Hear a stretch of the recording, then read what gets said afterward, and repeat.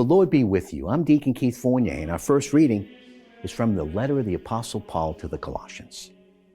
That is why, ever since the day he told us, we've never failed to remember you in our prayers and ask that through perfect wisdom and spiritual understanding, you should reach the fullest knowledge of his will, and so be able to lead a life worthy of the Lord, a life acceptable to him in all its aspects, bearing fruit in every kind of good work and growing in the knowledge of God, fortified in accordance with his glorious strength, with all power always to persevere and endure, giving thanks with joy to the Father who has made you able to share the lot of God's holy people, and with them to inherit the light, because that is what he has done.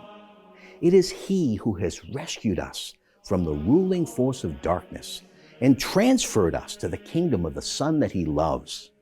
And in him, we enjoy our freedom, the forgiveness of sin. And our response is taken from Psalm 98. Yahweh has made known his saving power, revealed his saving justice for the nations to see, mindful of his faithful love and his constancy to the house of Israel. The whole wide world has seen the saving power of our God. Acclaim Yahweh, all the earth. Burst into shouts of joy. Play to Yahweh on the harp, to the sound of instruments, to the sound of trumpet and horn. Acclaim the presence of the King. A reading from the Holy Gospel according to St. Luke. Now it happened that Jesus was standing one day by the lake of Gennesaret, with the crowd pressing round him, listening to the word of God, when he caught sight of two boats at the water's edge. The fishermen had got out of them and were washing their nets. He got into one of the boats, it was Simon's, and asked him to put out a little from the shore. Then he sat down and taught the crowds from the boat.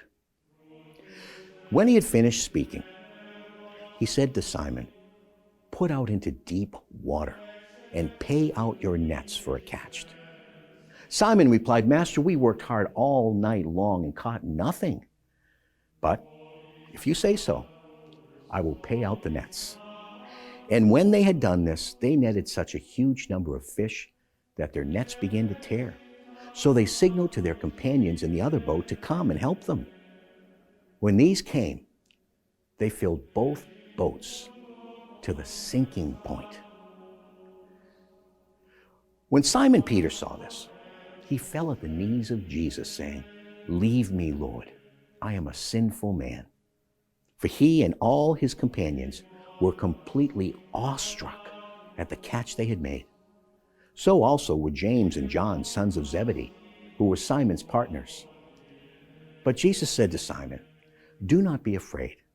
From now on it is people you will be catching." Then bringing their boats back to land, they left everything and followed him. The Gospel of the Lord.